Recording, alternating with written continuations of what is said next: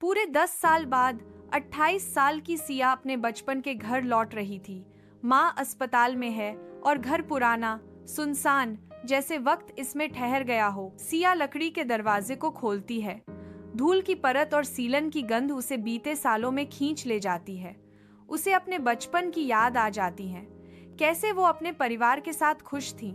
रात के समय पुराने टेलीफोन की घंटी बजती है। Train train. सिया हैरान होती है क्योंकि वह फोन बहुत पुराना था और घर भी पिछले 10 साल से बंद था। सिया फोन उठाती है। सिया, हेलो, कौन? दूसरी तरफ से एक घबराई हुई लड़की की आवाज, प्लीज मदद करो, वो मुझे मार देगी। सिया, कौन? तुम कहाँ हो?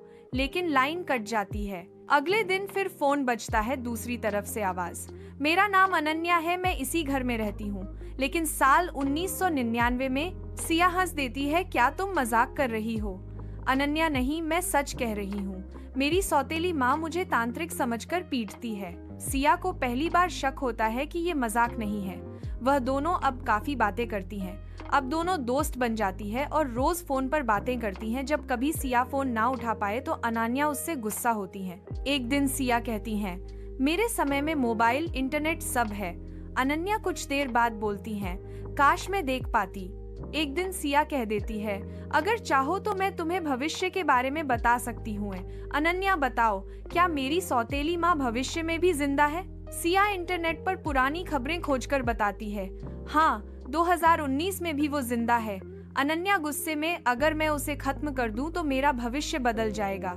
सिया, ये पागलपन है, मत करना। लेकिन अगले ही दिन अनन्या की आवाज ठंडी और संतोष से भरी होती है। अब वो नहीं रही। अगली सुबह सिया देखती है, घर की दीवारों का रंग, फर्नीचर सब बदल गया है। सबसे बड़ा बदलाव, उसकी माँ अस्पताल से वापस आ गई है और बिल्कुल स्वस्थ है। सिया खुश होती है। सिया को लगता है कि अनन्या सच में उसका भला चाहती है। अब धीरे धीरे सिया को अनन्या के खेल का पता चला। अनन्या का असली चेहरा सबके सामने आता है।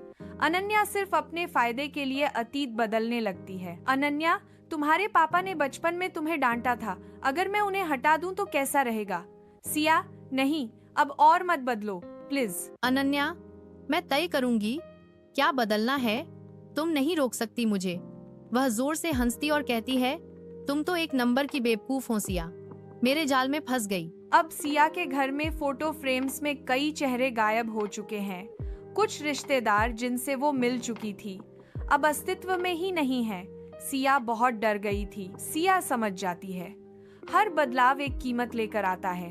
सिया तय करती है कि अनन्या को रोकना होगा। वो इंटरनेट से 1999 की पुलिस रिकॉर्ड्स खोजती है, लेकिन अनन्या ने सबूत भी बदल दिए हैं। सिया फोन पर कहती है, तुम्हारे घर की पुरानी दीवार के पीछे खजाना है। लालच में अनन्या दीवार तोड़ देती है, लेकिन वहाँ से पुराने हड्डियों के ढेर निकलते हैं। उसकी सौतेली माँ और कई बेगुनाह लोगों के शव। सिया ने अतीत में किसी और को फोन करके पुलिस बुला दी थी। पुलिस 1999 में पहुंचकर अनन्या को पकड़ लेती है। जाते जाते अनन्या फोन पर चिल्लाती है, ये खेल खत्म नहीं हुआ। सिया, मैं वापस आऊंगी। वर्तमान में सब सामान्य दिखता है। सिया राहत की सांस लेती है, लेकिन रात को वही पुराना फोन फिर बजता है। सिया रिसीवर उठाती है। दूसरी तरफ वही खौफनाक हौसी, मैं यही हूँ, हा हा हा। सिया फोन को दूर फेंक देती है। अब सिया समझ गई थी कि कभी कभी अतीत का एक दरवाजा खोलना पूरी जिंदगी की जेल खोल देने जैसा होता है। अब सिया अपनी माँ के साथ किसी दूसरे शहर में शिफ्ट हो जाती हैं। पर आज भी सिया को कोई फोन आता है तो उसे बात करते हुए बहुत डर लगता है। अगर आपको ये कहानी अच्छी लगी तो चैनल को सब्सक्राइब कर ले।